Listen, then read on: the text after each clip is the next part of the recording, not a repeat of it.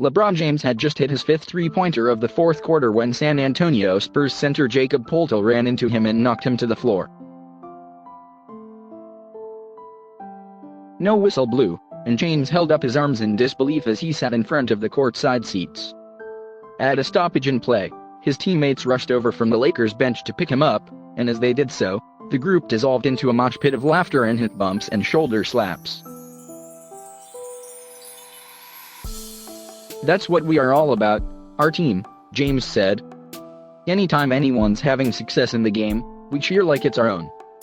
So having that camaraderie, having that brotherhood, even when they're beating you up, that's a pretty cool feeling."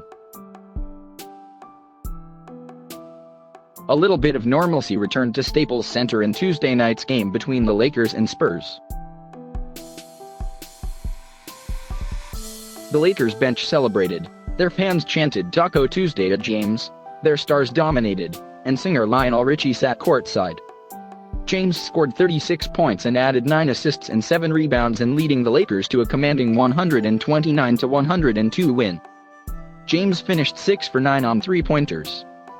The Lakers improved to 38-11, and the Spurs dropped to 22-28. There were still reminders of the loss the Lakers franchise experienced January 26, when former star Kobe Bryant, his 13-year-old daughter, Gianna, and 7 others died in a helicopter crash in Calabasas. "He was like a superhero that was actually a human," Spurs coach Greg Popovich said of Bryant before the game. "There weren't any superheroes that were really human. But we kind of thought of him as one of those kinds of people.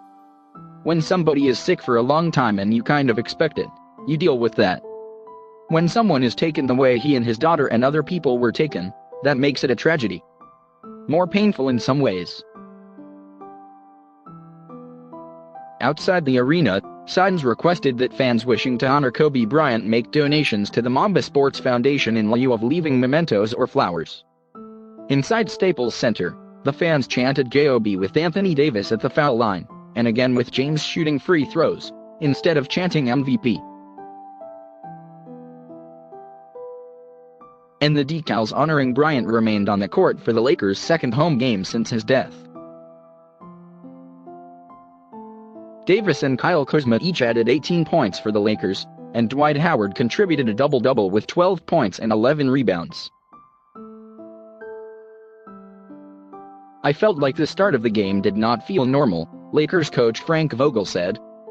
"It was extra quiet in there, almost like we didn't really know how to act.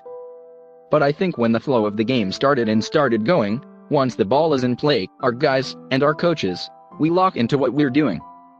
And then it's just about competing and doing the job, going out and trying to win the game. It's certainly going to take time, and it's always going to feel different.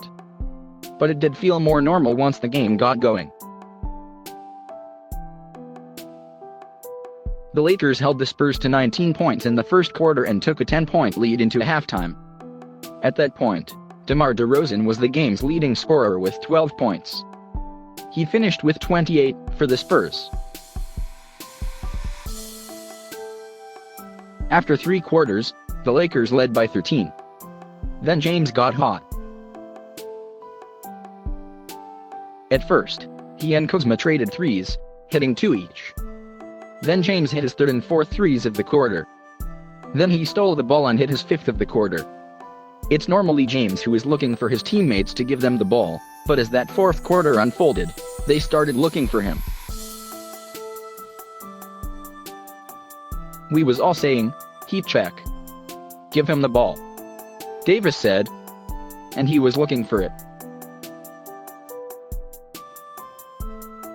When his teammates mobbed him, they did so with a burst of joy they hadn't shown publicly since January 25th.